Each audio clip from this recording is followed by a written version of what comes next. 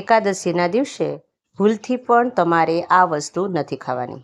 હા મિત્રો, હિન્દુ પંચાંગ અનુસાર મહામાસના શુક્લ પક્ષની એકાદશી એટલે કે જયા એકાદશી તિથિનો પ્રારંભ તારીખ 7 ફેબ્રુઆરી 2025થી રાતના લગભગ 9:30 વાગે, જ્યાં તિથિ પૂર્ણ થાય છે 8 ફેબ્રુઆરી 2025 રાત્રિના 8:15 આસપાસ.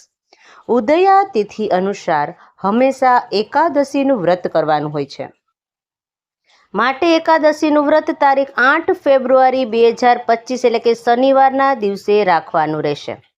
હવે મિત્રો, આપણે જાણીએ કે એકાદશીના પારણા ક્યારે કરવાના છે. એકાદશી વ્રતના પારણા તારીખ 9 ફેબ્રુઆરી 2025 એટલે કે રવિવારના દિવસે સવારે 7 વાગ્યાથી લઈને 9:15 સુધીમાં કરી લેવાના રહેશે. આ એકાદશીના દિવસે ભૂલથી પણ તમારે આ વસ્તુ નથી ખાવાની, નહીતર તમને શ્રાપ લાગશે.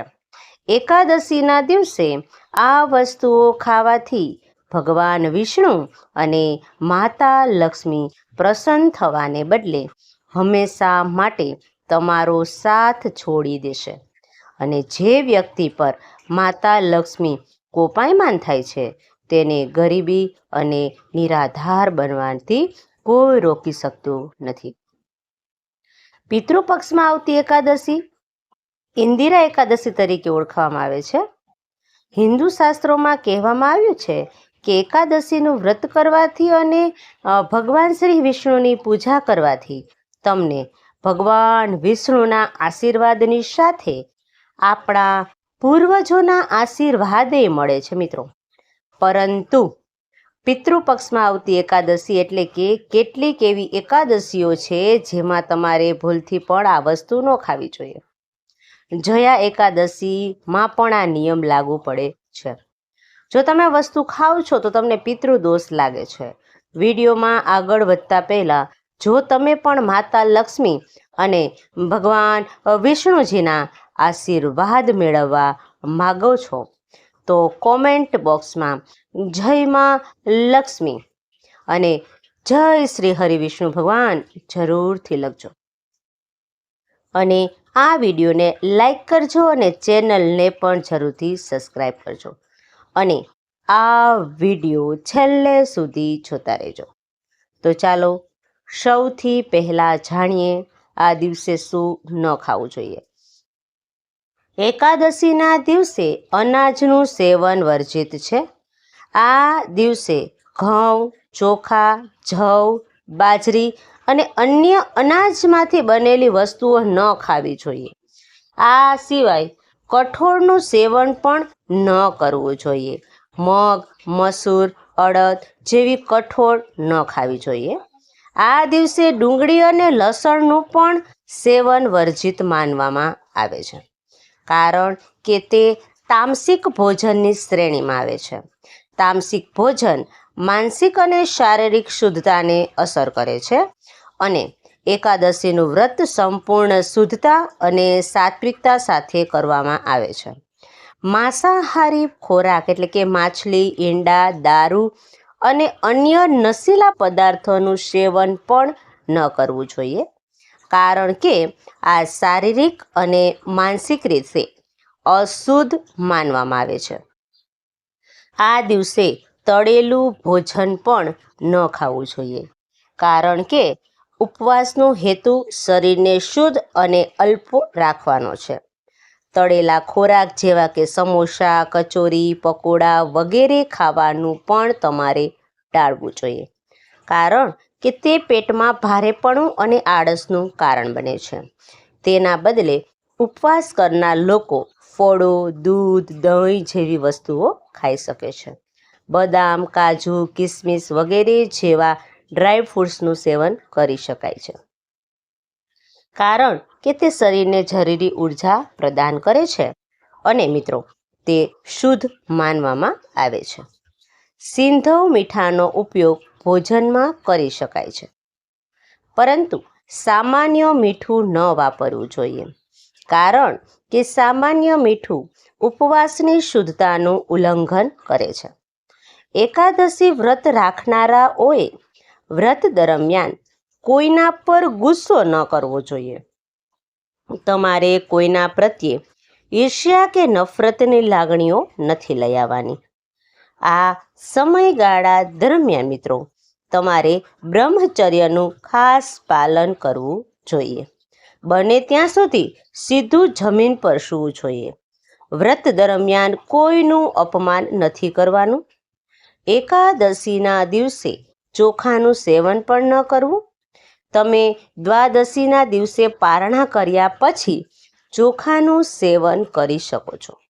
આ દિવસે ચોખાને જીવ સમાન માનવામાં આવે છે, કારણ કે શાસ્ત્રોમાં ધાર્મિક માન્યતા અનુસાર એવું પણ માનવામાં આવે છે કે એકવાર મહર્ષિ મેથાએ યજ્ઞ માટે આવેલા એક ભિક્ષુકનું અપમાન કર્યું હતું, જેના કારણે માં દુર્ગા ક્રોધિત થઈ ગયા અને માં દુર્ગાને પ્રસન્ન કરવા માટે મહર્ષિ મહેતાએ પોતાના શરીરનો ત્યાગ કર્યો અને જમીનમાં ઘૂસી ગયા.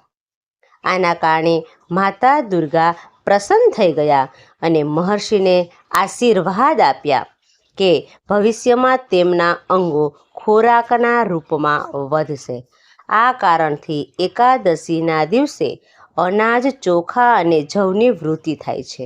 તે દિવસે એકાદશી તિથિ હતી, તેથી ચોખાને જીવ માનવામાં આવે છે. આ જ કારણ છે કે એકાદશીના દિવસે ચોખા ન ખાવા જોઈએ. એકાદશીની પૂજા પછી દાન કરવું શુભ માનવામાં આવે છે.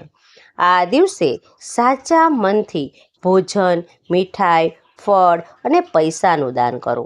એવી પણ માન્યતા છે કે આ વસ્તુઓનું દાન કરવાથી પૈસાની તંગીનો સામનો કરવો પડતો નથી. આ દિવસે ચોખા અને લોટનું દાન કરવું પ્રતિબંધિત છે. આ ચોખા અને લોટ બંને દ્વાદશીના દિવસે અને બીજા દિવસે દાન કરવા જોઈએ. એકાદશીની વ્રત રાખનાર ભક્તો, માતાઓ અને બહેનોએ 10મી તિથિથી દ્વાદશી સુધી કેટલાક મહત્વપૂર્ણ નિયમોનું ફરજિયાતપણે પાલન કરવું જોઈએ. આ દિવસે શું દાન કરવું જોઈએ તેના વિશે આપણે જાણીએ. તો આ દિવસે તમે અનાજ, ફળનું દાન કરી શકો છો. તમે તમારી ક્ષમતા મુજબ પૈસાનું દાન પણ કરી શકો છો. પિતૃ પક્ષનો સમય ચાલી રહ્યો છે, તેથી આપણે જે પણ દાન કરીએ છીએ તે આપણા પૂર્વજોની કૃપા મેળવવા માટે કરીએ છીએ. તેથી તમારી ઈચ્છા અને ક્ષમતા મુજબ એકાદશીનું વ્રત કરતા પહેલાં તમે ઈચ્છો તેટલું દાન તમે કરી શકો છો અને તમારી ક્ષમતા મુજબ દક્ષિણા આપી શકો છો. આ દિવસે શક્ય હોય ત્યાં સુધી ઉપવાસ કરવો જોઈએ. જો આ શક્ય ન હોય તો તમારે એક સમયે ફળોનું સેવન કરીને પણ ઉપવાસ કરવો જોઈએ. આ દિવસે તમારે ભગવાન વિષ્ણુ, દેવી લક્ષ્મી અને ભગવાન વિષ્ણુના શાલિગ્રામ સ્વરૂપની પૂજા કરવી જોઈએ. આ દિવસે ફૂલ, ધૂપ, દીપ વગેરેની પૂજા કરો અને ભગવાનને તુલસીના પાન ચડાવો. તેમની પૂજા તુલસી વિના સ્વીકાર્ય જ નથી, તેથી તુલસીના પાન ભગવાનને અવશ્ય તમારે અર્પણ કરવા જોઈએ. આ દિવસે બનેને ત્યાં સુધી અગરબત્તી અને મોસમી ફળ અર્પણ કરો. દૂધથી બનેલી વસ્તુ તમે અર્પણ કરી શકો છો અને ખાસ કરીને આ દિવસે તલ અને ગોળની વસ્તુઓ ભગવાનને અર્પણ કરવી જોઈએ. અને મિત્રો, પ્રસાદ તરીકે પણ તમે સ્વીકારી શકો છો. તો ચાલો હવે આ એકાદશી તમારે ક્યાં ઉપવાસ કરવા જોઈએ તેના વિશે આપણે થોડીક માહિતી મેળવી લઈએ. એકાદશીના દિવસે બપોરે પીપળાના વૃક્ષની પૂજા કરવાની, એની પરિક્રમા કરવાની અને પછી સાંજે પીપળાના ઝાડ નીચે દીવો પ્રગટાવવાનો છે. અને મિત્રો ખાસ યાદ રાખજો, જો તમે ગરીબીમાંથી મુક્તિ મેળવવા માંગો છો તો ઇન્દિરા એકાદશીના દિવસે વિષ્ણુ સહસ્ત્રનો પાઠ કરો. એવું કહેવાય છે કે આનાથી પરિવારમાં મુશ્કેલીઓ દૂર થાય છે. જયા એકાદશીના દિવસે પણ તમે આ પાઠ કરી શકો છો. સૂર્યાસ્ત સમયે તમારે તુલસીના છોડની સામે ઘીનો દીવો પ્રગટાવવાનો છે અને ઓમ વાસુદેવાય નમઃ આ મંત્રનો જાપ કરવાનો છે. તુલસીની 11 પરિક્રમા કરવાની છે. તેનાથી સૌભાગ્ય, સુખ અને શાંતિ અને વ્યવહારિક જીવનમાં તણાવની સ્થિતિ હોય, પતિ પત્ની વચ્ચે ઝઘડા ચાલતા હોય તો આ એકાદશી પર મંદિરમાં પીળા અનાજ અને ફળોનું દાન કરી શકો છો. તેનાથી વિવાહિત જીવનમાં ખુશીઓ પાછી આવી જશે. અને ભગવાન વિષ્ણુની પૂજા મુખ્યત્વે એકાદશીના દિવસે જ કરવામાં આવે છે. ભગવાન વિષ્ણુને વિશ્વના પાલનહાર અને રક્ષક માનવામાં આવે છે અને આ દિવસે તેમની પૂજા કરવાથી જીવનની અંદર છે શાંતિ, સમૃદ્ધિ અને મોક્ષ મળે છે. ભગવાન વિષ્ણુની પૂજા કરવાનો મુખ્ય ઉદ્દેશ્ય તેમના આશીર્વાદથી જીવનની તમામ પરેશાનીઓમાંથી મુક્તિ અને સુખ શાંતિ પ્રાપ્ત કરવાનો છે. શાસ્ત્રોમાં મિત્રો ઉલ્લેખ પણ કરવામાં આવ્યો છે કે જે વ્યક્તિ સાચા મનથી આ દિવસે ઉપવાસ કરશે તેના તમામ પાપો મુક્ત થઈ જશે. આ વ્રત આત્મશુદ્ધિ અને આધ્યાત્મિક પ્રગતિ માટે ખૂબ જ મહત્વપૂર્ણ છે. એકાદશીના દિવસે વ્રત રાખવાથી પુણ્યનો સંચાર થાય છે મિત્રો, જે જીવનના દરેક ક્ષેત્રમાં ફાયદાકારક છે. એવું પણ મિત્રો માનવામાં આવે છે કે જે વ્યક્તિ આ દિવસે વ્રત રાખે છે અને ભગવાન વિષ્ણુ છે એની પૂજા કરે છે તેના બધા જ પાપોનો નાશ થઈ જાય છે અને તેને મોક્ષની પ્રાપ્તિ થાય છે. મિત્રો, આ વ્રત જીવનને પવિત્ર અને શુદ્ધ બનાવે છે. આ એકાદશીનું ધાર્મિક અને સામાજિક મહત્વ પણ આ દિવસે દાન કરવું જોઈએ. એ અત્યંત શુભ માનવામાં આવે છે. ખાસ કરીને કપડાં, અન્ન અને પૈસાનું દાન કરવું ભગવાન વિષ્ણુ અને માતા લક્ષ્મીની કૃપા મેળવવાનો આ એક શ્રેષ્ઠ ઉપાય છે. અને મિત્રો એવું માનવામાં આવે છે કે આ દિવસે કરવામાં આવતું દાન અનેક ગણું ફળ આપે છે. વ્રતના નિયમો અનુસાર વ્યક્તિએ આ દિવસે બ્રહ્મ મુહૂર્તમાં જાગવું જોઈએ, સ્નાન કરવું જોઈએ અને ભગવાન વિષ્ણુની પૂજા કરવી જોઈએ. દિવસભર ઉપવાસ કે ફળ ખાઈ ભગવાન વિષ્ણુનું ધ્યાન ધરવું જોઈએ. રાત્રે જાગતી વખતે ભગવાન વિષ્ણુના મંત્રો અને કીર્તનના જાપ ખૂબ જ શુભ માનવામાં આવે છે. આ વ્રતનું પાલન કરવાથી વ્યક્તિને જીવનમાં સુખ, શાંતિ અને સમૃદ્ધિ મળે છે. ભગવાન વિષ્ણુના અપાર આશીર્વાદ પ્રાપ્ત થાય છે અને એવું માનવામાં આવે છે કે ભગવાન વિષ્ણુની કૃપાથી એકાદશીનું વ્રત કરવાથી આર્થિક સમસ્યાઓ દૂર થાય છે, ધનની વૃદ્ધિ થાય છે અને જીવનમાં સુખ આવે છે. હિન્દુ ધર્મમાં એકાદશી ખૂબ જ મહત્વપૂર્ણ અને શુભ માનવામાં આવે છે.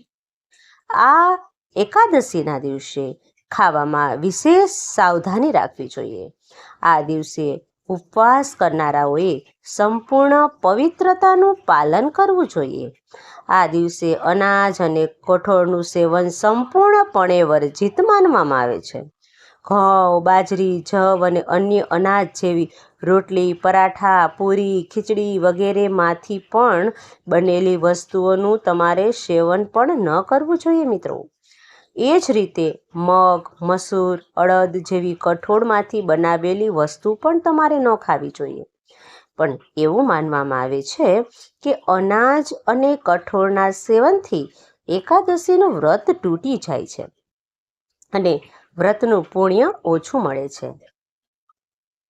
આ દિવસે તામસિક ખોરાક એટલે કે માંસાહારી, માછલી, ઈંડા વગેરેનું સેવન ઉપર પણ પ્રતિબંધ છે. તેમાં સેવનથી ઉપવાસ છે અશુદ્ધ થઈ જાય છે મિત્રો. પરંતુ ધાર્મિક દ્રષ્ટિકોણથી પણ ખોટું માનવામાં આવે છે. આ સિવાય ડુંગળી અને લસણનો પણ તમારે ઉપયોગ ન કરવો જોઈએ. ડુંગળી અને લસણ છે એ તામસિક ભોજનની શ્રેણીમાં આવે છે. અને મિત્રો, ઉપવાસના દિવસે તેનું સેવન કરવાથી ઉપવાસ છે એનું સંપૂર્ણ તમને પરિણામ મળતું નથી. આ સિવાય આ દિવસે દારૂ અને કોઈ પણ પ્રકારના નશીલા પદાર્થ છે એનું પણ આપણે બિલકુલ સેવન કરવું ન જોઈએ, કારણ કે તે વ્યક્તિની માનસિક અને શારીરિક શુદ્ધતાને અસર કરે છે.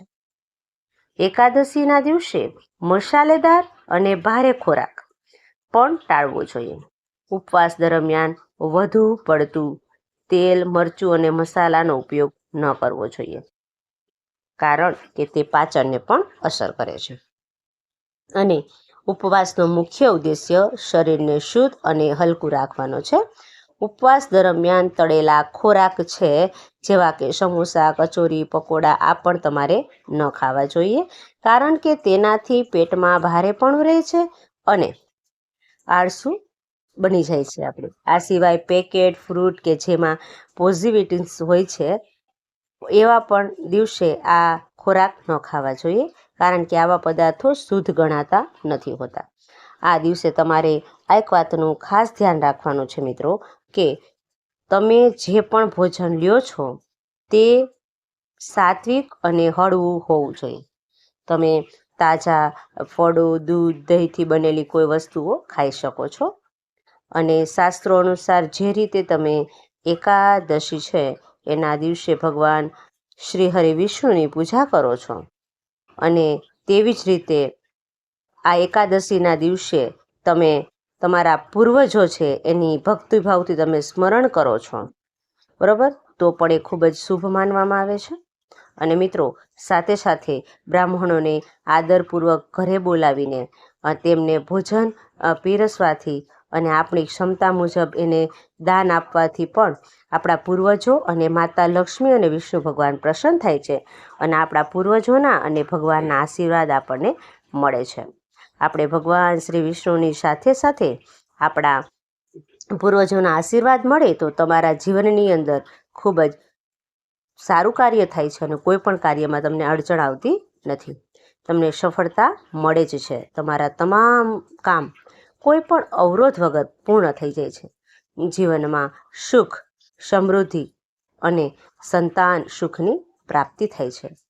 મિત્રો, લગ્ન જીવનમાં પણ તમારે કોઈ પણ જાતના અવરોધો આવતા હોય તો એ દૂર થઈ જાય છે. અને પિતૃપક્ષમાં કોઈ એકાદશી આવે તો એનું ખાસ મહત્વ છે, અને જયા એકાદશીનું પણ ખાસ મહત્વ છે, કારણ કે આ દિવસે ભગવાન વિષ્ણુની સાથે તમને પિતૃ છે એના આશીર્વાદ મળી જશે. અને આ દિવસે ભગવાન વિષ્ણુની તમારે વિશેષ પૂજા કરવાની છે.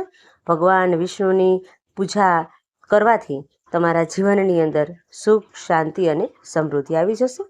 પૂજા દરમિયાન ભગવાન વિષ્ણુની મૂર્તિ છે અથવા તો ફોટાની સામે દીવો તમારે પ્રગટાવવાનો છે.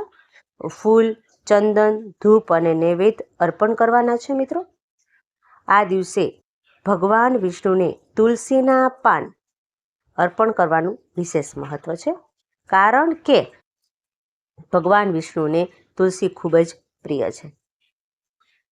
પૂજાના અંતે પરિવારની સુખ, સમૃદ્ધિ અને મિત્રો શાંતિ માટે તમારે ભગવાનને પ્રાર્થના કરવાની છે. અને મહિલાઓ ખાસ કરીને આ દિવસે પીળા રંગની સાડી પહેરી શકે છે, કારણ કે પીળો રંગ છે એ ભગવાન વિષ્ણુને પ્રિય છે. તેની સાથે લીલી બંગડીઓ પણ પહેરવી શુભ માનવામાં આવે છે, કારણ કે લીલો રંગ જીવનમાં સમૃદ્ધિનું પ્રતીક છે. એકાદશીનું વ્રત રાખવાનો હેતુ માત્ર ભગવાન વિષ્ણુના આશીર્વાદ મેળવવાનો જ નથી, પરંતુ આ દિવસે આત્મશુદ્ધિ અને આધ્યાત્મિક પ્રગતિનો પણ અવસર મળે છે.